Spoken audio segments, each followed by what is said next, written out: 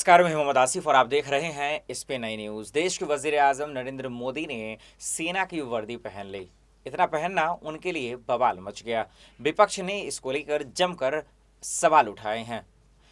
कांग्रेस के तरफ से कांग्रेस के वरिष्ठ नेता दिग्विजय सिंह ने सवाल उठाए हैं। उन्हें ट्वीट कर सवाल पूछा है कि जिस तरह से पीएम मोदी ने सेना की वर्दी पहनी है कि क्या कोई आम नागरिक ऐसा पहन सकता है।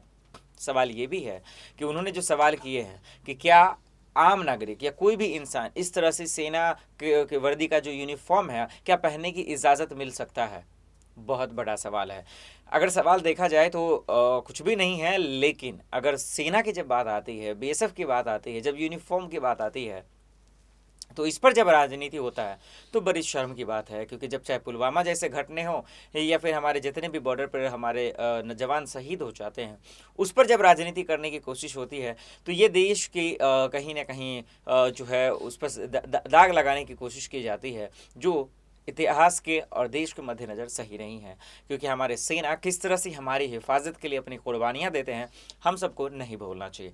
लेकिन ये ऐसा नहीं है कि पहली बार सेना को लेकर जो है सवाल उठे हैं। कभी सेना को लेकर, कभी उनके यूनिफॉर्म को लेकर, कभी जो है सुरक्षा में चूक को लेकर सवाल उठते ही रहे हैं। चाहे वो पुलवामा में घटना हो, इस सब के पीछे नेता का ही हाथ होता है। लेकिन हमारे बीच में ये सेना हमेशा पीछे चाहते हैं।